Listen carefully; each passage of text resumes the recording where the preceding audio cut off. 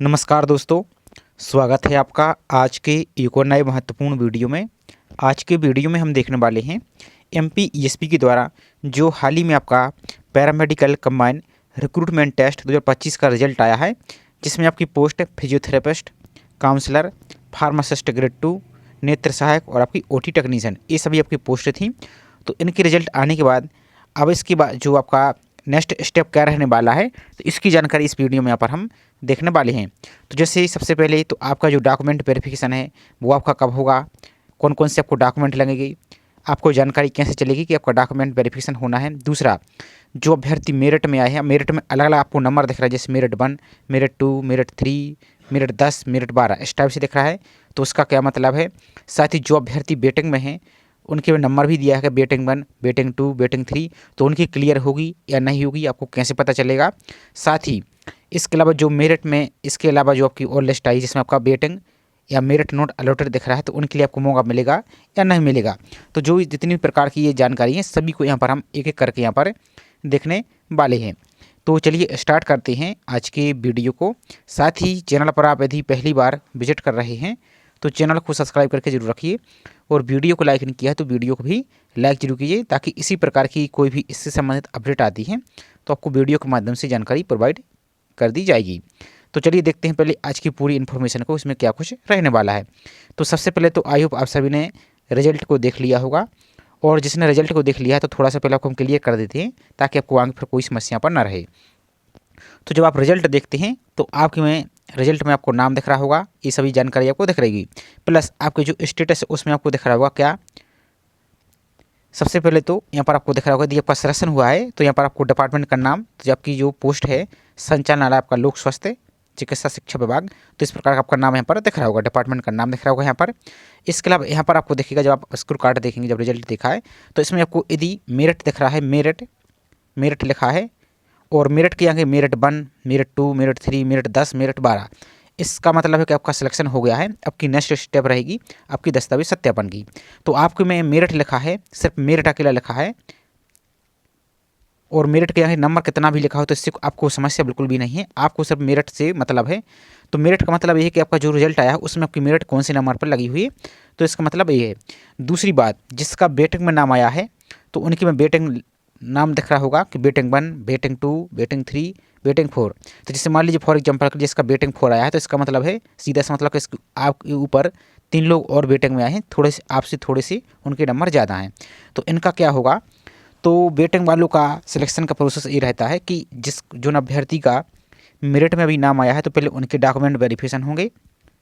अब मेरिट में अब जाने वाले अभ्यर्थी यदि कोई डॉक्यूमेंट वेरिफिकेशन में नहीं जाता है तो वो पोस्ट खाली हो जाती है, तो उसका जिस अभ्यर्थी का नाम रहता है वेटिंग में फिर उनके लिए बुला लिया जाता है। या कोई अभ्यर्थी यदि किसी के डॉक्यूमेंट इनकम्प्लीट पाए जाते हैं या कोई एब्सेंट रहता है या कहीं कोई अलग डिपार्टमेंट में ज्वाइन रहता है तो वो यदि पोस्ट को छोड़ देता है तब भी आपको वेटिंग वाले को लिए बुला लिया जाता है। और तीसरी बात, जिस अभ्यर्थी के रिजल्ट में स्कोर कार्ड में इस प्रकार का दिख रहा है मेरिट या वेटिंग नॉट अलॉटेड, तो इसका मतलब कि आपको ना तो नाम आपका मेरिट में आया है ना आपका वेटिंग में आया है, तो अब आपके लिए नेक्स्ट स्टेप रहेगी, आपके लिए यहाँ पर नहीं बुलाया जाएगा। सिर्फ जो मेरिट में अभ्यर्थी हैं उनका तो सिलेक्शन हो ही गया है, तो उनके लिए दस्तावेज सत्यापन के लिए बुलाया जाएगा। अब यदि दस्तावेज सत्यापन आपका सब कुछ सही पाया जाता है तो फिर आपके लिए ज्वाइन कर लिया जाएगा, और यदि इसमें कोई मिस्टेक रहती है तो उन अभ्यर्थी के लिए बाहर कर दिया जाएगा और वेटिंग वालों के लिए बुला लिया जाएगा। तो ये तो रहा जानकारी। अब नेक्स्ट स्टेप है कि कौन कौन से आपको डॉक्यूमेंट लगने वाले हैं और आपको पता कैसे चलेगा। तो हाल ही में आप सभी को पता भी होगा कि एमपी ग्रुप 5 के द्वारा जो 28 अप्रैल को, शायद 28 अप्रैल को आपका ग्रुप 5 का जो रिजल्ट आया था उसमें आपकी अलग अलग प्रकार की पोस्टें थी।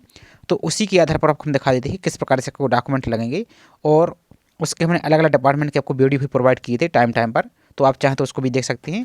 अब यहाँ पर आपको हम एक एक जानकारी यहाँ पर प्रोवाइड करने की कोशिश करते हैं। तो चलिए पहले आपको जो रिक्वायर्ड डॉक्यूमेंट लगने वाले हैं उसकी बात कर लेते हैं।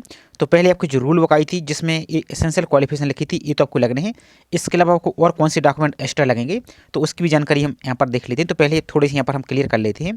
तो जैसे आपकी पहली पोस्ट थी आपकी फिजियोथेरेपिस्ट की, तो इसमें न्यूनतम सेक्शन योग्यता आपकी क्या होनी चाहिए, तो जिसमें यहाँ पर देख सकते हैं भौतिकीय चिकित्सा में स्नातक बैचलर ऑफ फिजियोथेरेपी में आपकी पीपीटी यहाँ पर, और मध्य प्रदेश शल्य चिकित्सा परिषद का जीवित पंजीयन। ये तो आपको जो एसेंशियल क्वालिफिकेशन है ये तो आपके हर हाल में यहाँ पर होनी चाहिए। इसके अलावा और क्या लगेगा तो उसके आगे हम लिस्ट दिखा रहे हैं, तो थोड़ा सा पहले वेट कीजिए।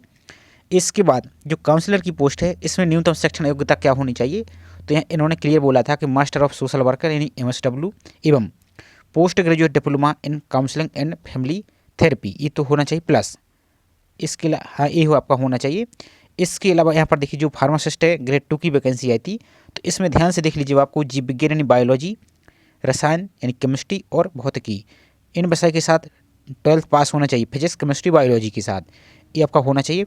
अब यदि जो मैथ वाला अभ्यर्थी उनके पास बायोलॉजी नहीं और आपने फॉर्म फिल कर दिया और आपका सिलेक्शन हो गया है, तब आपको वहाँ पर समस्या हो सकती है, क्योंकि आप सभी को पता भी होगा कि इसके पहले भी आपकी वैकेंसी आई थी फार्मासिस्ट की, तो उसमें से बहुत से अभ्यर्थियों का जो मैथ वाले अभ्यर्थी उनका सिलेक्शन हो गया था, तो डॉक्यूमेंट वेरिफिकेशन उनके लिए बाहर कर दिया गया था सिर्फ बायोलॉजी ना होने के कारण। हालांकि आपका कोर्ट में केस भी लगा हुआ था, तो फिर उसका तो अभी कुछ अपडेट नहीं है, लेकिन आप इस प्रकार से यहाँ पर देखेंगे तो बायोलॉजी, केमिस्ट्री और फिजिक्स ये आपकी 12th पास आपकी मार्कशीट लेके जाना होगा आपको, प्लस किसी मान्यता प्राप्त विश्वविद्यालय से या मध्य प्रदेश शासन द्वारा मान्यता प्राप्त किसी भी संस्था से अनुमोदित औषधि निर्माण फार्मेसी में पत्रोपाधि आपके पास या तो डिप्लोमा जैसे आपका डी फार्मा होता है, या फिर औषधि निर्माण यानी फार्मेसी में बी फार्मा की डिग्री अथवा औषधि निर्माण में एम फार्मा आपकी हैं, तो ये आपको लेके जाना, plus Madhya Pradesh pharmacy council में जो भेषज है आपका फार्मासिस्ट है, ये आपका रजिस्ट्रेशन होता है, जो ये आपका जीवित पंजीयन भी आपके लिए, ये तो आपकी एसेंशियल क्वालिफिकेशन ये तो आपको लेके जाना ही होगा।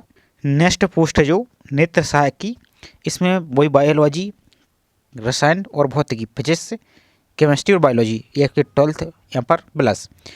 शासन से मान्यता प्राप्त संस्थान से आपका नेत्र सहायकनी ऑप्थेल्मिक असिस्टेंट अथवा दृष्टिमिति तथा अपवर्तनी ऑप्टोमेट्री एंड रेफ्रिक्शन यहाँ पर मैं 2 वर्षीय पत्रोपाधि डिप्लोमा हो यहाँ पर उत्तीर्ण होना चाहिए, प्लस मध्य प्रदेश का जो शल्य चिकित्सा परिषद जीवित पंजीयन ये भी आपको यहाँ पर होना चाहिए।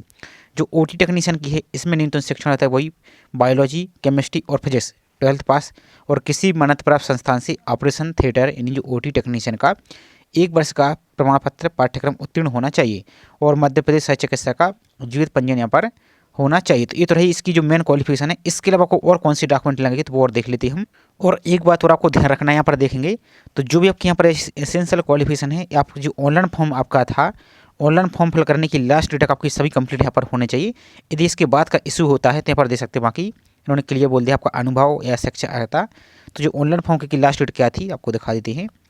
तो यहाँ पर देखिए जैसे आपकी ये 16/8 है, यहाँ पर आपकी 11/8 आपकी लास्ट डेट थी, तो इस डेट तक आपकी सभी क्वालिफिकेशन यहाँ पर होना चाहिए। तो ये तो रही मेन जानकारी। अब इसके अलावा और कौन सी डॉक्यूमेंट लगती है तो वो और देख लीजिए।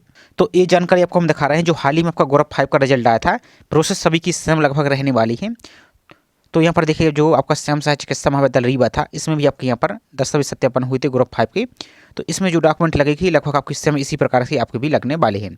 हालांकि वो परेशान मत हुई, जब आपकी अलग से लिस्ट आएगी डॉक्यूमेंट वेरिफिकेशन की तो आगे आपको उसके लिंक दिखा देंगे कि कैसे आप उस पोर्टल को भी चेक कर पाएंगे और उसमें क्या कुछ प्रोसेस रहने वाला है सिलेक्शन का, दस्तावेज सत्यापन का। तो पहले इसको आप समझ लीजिए ताकि आपको एक आइडिया लग जाएगा कि कौन कौन से आपको डॉक्यूमेंट वेरिफिकेशन के लिए आपको डॉक्यूमेंट लगने होगी, तो आप उसकी पहले से यहाँ पर इसको रख सकते हैं। तो बाकी देखिए सबसे पहले तो आपको क्या लगेगा, जो आपने ऑनलाइन फॉर्म फिल किया है उसकी फोटोकॉपी आपको 1 से 2 प्रिंट निकाल के आप उसको भी जरूर रख लीजिए, प्लस परीक्षा हाल में सत्यापित प्रवेश पत्र की मूल प्रति। तो यहाँ पर इन्होंने मांग लिया था, लेकिन आपने जो एडमिट कार्ड है उसको जरूर संभाल के रखिए, कम से कम 2 से 3 कॉपी आप उसको भी रख लीजिए, प्लस परीक्षा परिणाम की प्रति। तो जो भी आपको हाल ही में रिजल्ट आया है, जो आपको जिसमें आपका नाम दिख रहा है, वेटिंग या मेरिट दिख रहा है, वो हाई स्कूल की अंक सूची जो कि 10th का सर्टिफिकेट है, मार्कशीट है, वो आपको लेके जाना होगा, प्लस हायर सेकेंडरी 12th की मार्कशीट जिसमें आपका फिजिक्स केमिस्ट्री बायोलॉजी वो आपको लेके जाना होगा। अब इसके अलावा जो आपकी एसेंशियल क्वालिफिकेशन अभी आपको हमने बताई है, रूल बुक में आई थी, वो आपको लेके जाना है, सभी सेमेस्टर या वर्षों की सभी मार्कशीट आपको, प्लस आपकी जो डिग्री या सर्टिफिकेट है वो आपको लेके जाना है। बाकी यहाँ पर देख सकते हो, और आपका संबंधित पैरामेडिकल या पाठ्यक्रम का डिग्री डिप्लोमा सर्टिफिकेट, तो जो आपका क्वालिफिकेशन थी आपकी जिस पोस्ट का, जैसे आपका फार्मासिस्ट था या OT टेक्नीशियन था या नेत्र सहायक, तो जो आपकी क्वालिफिकेशन थी वो आपको लेके जाना है, इस जगह पर आप समझ लीजिए। प्लस देख सकते हैं मध्य प्रदेश शल्य चिकित्सा परिषद जीवित का पंजीयन, तो जिस पोस्ट के लिए आपको जो आवश्यक था तो वो आपको यहाँ पर भी लेके जाना है, प्लस इसके अलावा और क्या आपको लेके जाना होगा, तो यहाँ पर देखिए आपका सक्षम अधिकारी द्वारा जारी, यहाँ पर देखिए निवास प्रमाण पत्र है, तो जो मध्य प्रदेश के मूलवासी हैं उनके लिए लेके यहाँ पर जाना है, और जो अन्य राज्य के भी अभ्यर्थी उनके लिए भी आपका अपना जो निवास प्रमाण पत्र है तो वो भी आपको यहाँ पर लेके जाना होगा। नेक्स्ट है सक्षम अधिकारी द्वारा जारी मध्य प्रदेश का स्थायी जाति प्रमाण पत्र और EWS प्रमाण पत्र। अब जो रिजर्व कैटेगरी के अभ्यर्थी हैं जैसे SC ST और OBC नॉन क्रिमिनल और जो EWS अभ्यर्थी, इनके लिए जो जाति प्रमाण पत्र है वो आपको लेके जाना होगा और डिजिटल वाला लेके जाना, और जो अपने ऑनलाइन फॉर्म में प्रोफाइल में जाति प्रमाण पत्र लगाया था वही आपको लेके जाना है। इस बात का आपको ध्यान विशेष रूप से रखना है। इसके अलावा सक्षम अधिकारी, ये जाति प्रमाण पत्र, इसके अलावा सक्षम अधिकारी द्वारा मध्य प्रदेश का वैध आय प्रमाण पत्र भी लेके जाना होगा एक इसके लिए। तो जो OBC नॉन क्रिमिनल के अभ्यर्थी हैं आपका ये आय प्रमाण पत्र यानी इनकम सर्टिफिकेट भी आपको लेके जाना होगा। इसके अलावा जो शासकीय या स्वशासी अर्धशासकीय निगम हुआ या मंडल इत्यादि संस्था में कार्यरत होने की दशा में नियोक्ता द्वारा जो अनापत्ति, यदि पहले से कहीं किसी गवर्नमेंट जॉब में है तो जो NOC नो एजेशन सर्टिफिकेट है वो आपको लेके यहाँ पर जाना होगा। इसके अलावा मध्य प्रदेश के रोजगार कार्यालय का जीवित पंजीयन, तो रोजगार पंजीयन भी आपको लेके जाना होगा, और वही पंजीयन लेके जाना है जो आपने फॉर्म में फिल किया था, वो आपको रोजगार पंजीयन का कार्ड यहाँ पर लेके जाना है।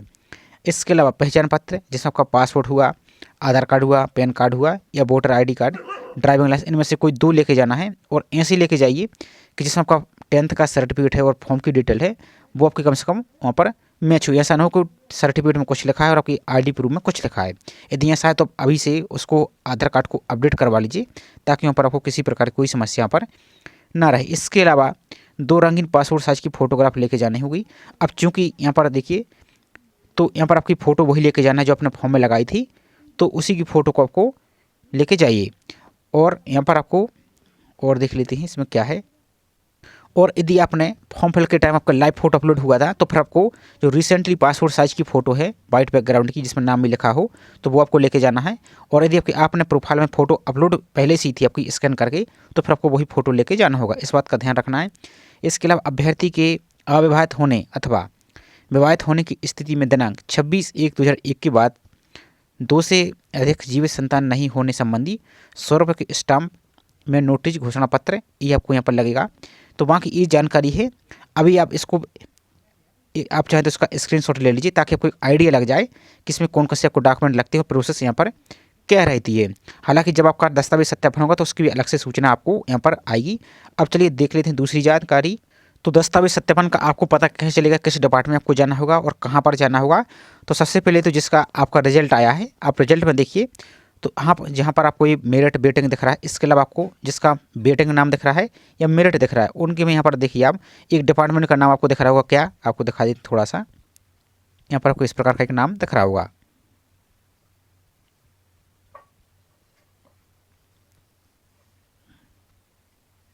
तो आपके में इस प्रकार का कुछ दिख रहा होगा, संचालनालय लोक स्वास्थ्य एवं चिकित्सा शिक्षा मध्य प्रदेश, इसके अंतर्गत ही आपकी सभी वैकेंसी आई हैं। तो अब आपका जो डॉक्यूमेंट वेरिफिकेशन होगा वो इसी डिपार्टमेंट पर आपका होगा। अब आपको करना क्या है, एक बात ध्यान रख लीजिए विशेष रूप से कि जो आपने ऑनलाइन फॉर्म में मोबाइल नंबर लिंक किया था यानी फिल किया था उस मोबाइल नंबर को आप हर हाल में चालू रखिए। दूसरी बात, जो आपने ईमेल आईडी फिल की थी उस ईमेल आईडी को भी चालू करके जरूर रखिए। और एक बात और आपको हालांकि अभी तो आपके रिजल्ट आया है 2 से 3 दिन ही हुआ है, तो पहले आपका ESB यहाँ पर रिजल्ट पूरी लिस्ट भेजेगा, इस डिपार्टमेंट को भेजेगा, फिर ये डिपार्टमेंट अपना अलग से इसका शेड्यूल जारी करेगा, तो उस टाइम आपको फिर डॉक्यूमेंट वेरिफिकेशन होगा। तो लेकिन आपको करना क्या है, जो आपका मोबाइल नंबर आपने फिल किया था वो मोबाइल नंबर को जरूर चालू करके रखिए, क्योंकि आपकी जो हाल ही में ग्रुप 5 का रिजल्ट आया था तो कुछ डिपार्टमेंट के द्वारा, अब चूँकि उसमें अलग अलग कोई डिपार्टमेंट थी, अलग अलग हॉस्पिटल थी, लेकिन इसमें आपका सिर्फ अभी एक ही डिपार्टमेंट है। तो वहाँ पर क्या हुआ था कि कुछ डिपार्टमेंट ने अपनी स्वयं की वेबसाइट पर लिस्ट पब्लिश की थी, लेकिन कुछ डिपार्टमेंट ने लिस्ट पब्लिश नहीं की थी। उन्होंने जो अभ्यर्थी का रजिस्टर मोबाइल नंबर था फॉर्म में उन पर ही उन्होंने SMS के माध्यम से जानकारी सेंड की थी, और जो उनकी रजिस्टर ईमेल आईडी थी उनके माध्यम से जानकारी सेंड की थी। अब जो अभ्यर्थी इस जानकारी से वंचित हो गया और निश्चित डेट पर नहीं गया तो वो तो यहाँ पर पूरे सिलेक्शन प्रोसेस पूरे गेम से यहाँ पर बाहर हो जाएगा, इसलिए आपको रिस्क नहीं लेना है। तो आपको अपना जो रजिस्टर मोबाइल नंबर उसको चालू रखना है आपको। दूसरी बात, आपकी जो ईमेल आईडी उसको भी आपको चालू रखना है जो आपने फिल की थी। और आपको करना क्या है, जो आपकी ईमेल आईडी पर जब आप जाएंगे तो वहाँ पर एक ऑप्शन दिखेगा आपको, क्या ऑल ऐसा कुछ आपको दिखेगा, ऑल नोटिफिकेशन इस टाइप से आपको कुछ दिखेगा। तो जो ऑल इन्फॉर्मेशन है, ऑल नोटिफिकेशन वाला ऑप्शन है ईमेल आईडी में, तो उसी पर आपको क्लिक करके और एक बार आपको ऊपर से नीचे इस प्रकार से खींचेंगे तो आपका जो पेज रिफ्रेश होता है वो आपको चेक करें। हालांकि अभी तो आपको कुछ जानकारी नहीं आएगी, लेकिन आपको टाइम पर चेक करते रहना है। अब दूसरी बात, कि आपको ये डिपार्टमेंट की जानकारी कहाँ मिलेगी। और एक बात और कि जो ये वेरिफिकेशन होगा आपका, तो इस डिपार्टमेंट के द्वारा बुलाया जाएगा आपको मोबाइल नंबर या ईमेल के माध्यम से। प्लस इसकी लिस्ट है डिपार्टमेंट के द्वारा आपकी वेबसाइट पर भी पब्लिश की जा सकती है, तो आपको दिखा देते हैं पहले। तो वो लिस्ट आप सब भी चेक कर सकते हैं, वेबसाइट के पोर्टल आपको हम दिखा देते हैं। हालांकि जैसे इसकी लिस्ट आएगी अलग से और कुछ भी अपडेट आएगा तो हमारी पूरी कोशिश रहेगी आपको कि उसके आपको अलग से हम वीडियो के माध्यम से जानकारी प्रोवाइड कर देंगे। हालांकि इसके पहले आपका जो ग्रुप 5 का रिजल्ट आया था उसकी भी हमने अलग डिपार्टमेंट की जैसे जैसे लिस्ट आती थी उसकी भी आपको जानकारी प्रोवाइड की थी। तो सिंपल सा कुछ नहीं करेंगे, आप MP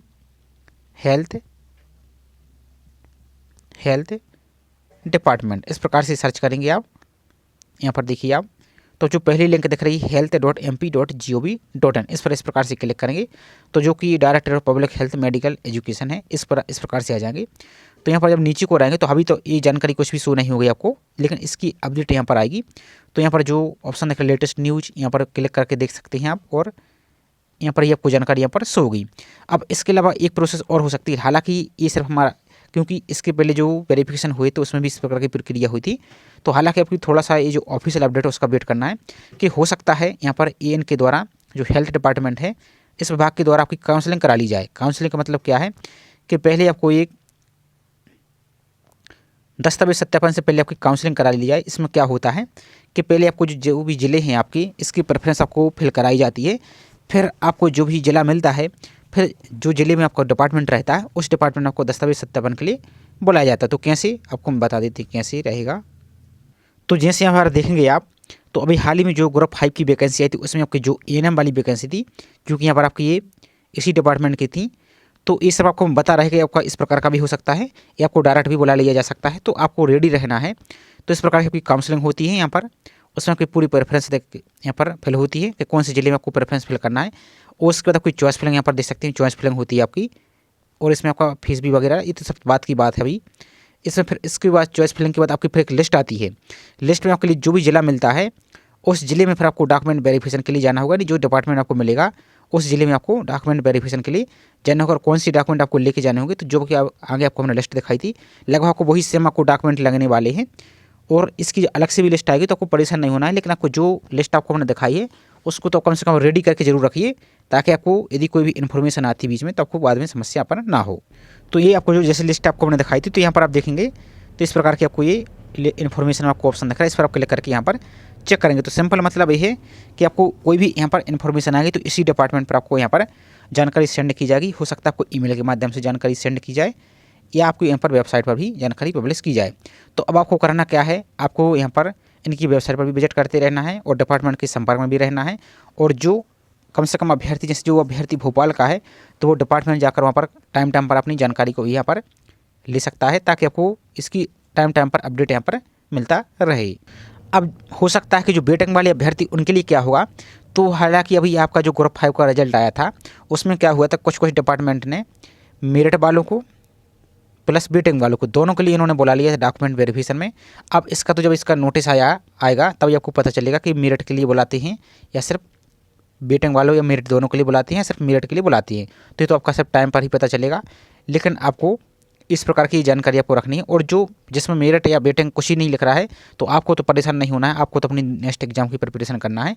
और जो वेटिंग वाले अभ्यर्थी हैं, अब वेटिंग में भी क्या रहेगा कि जैसे मान लीजिए कोई मेरिट वाला अभ्यर्थी है, यदि वो यहाँ पर वेरिफिकेशन में नहीं जाता है या किसी कारण से बाहर हो जाता है, अब जिसका वेटिंग 1 लिख दिया गया है तो फिर वेटिंग 1 वालों के लिए पहले बुलाया जाएगा।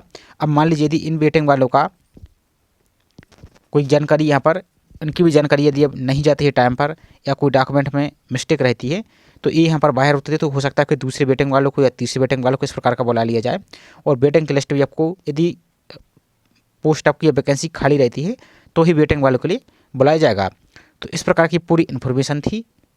बाकी आपको जो रिजल्ट का स्कोर कार्ड है जो आपको अभी आया है, यही इन्होंने बोला है। इसके अलावा अपना एडमिट कार्ड आपको निकाल के रख लेना है, प्लस आपका जो एप्लीकेशन फॉर्म है वो आपको निकाल के रख लेना है। इसके अलावा जैसे कोई और भी अपडेट आएगी इससे संबंधित तो उसका आपको हम अलग से वीडियो के माध्यम से जानकारी प्रोवाइड करने की पूरी कोशिश करेंगे। तो ये छोटी सी इन्फॉर्मेशन थी। आई होप जानकारी आपको पसंद आई होगी। जानकारी पसंद आई हो तो वीडियो को लाइक जरूर कीजिए। साथ ही चैनल को अभी तक सब्सक्राइब नहीं किया है तो चैनल को सब्सक्राइब करके जरूर रखें इसी प्रकार की रेगुलर अपडेट पाने के लिए। तो चलिए मिलते हैं इसी तरीके से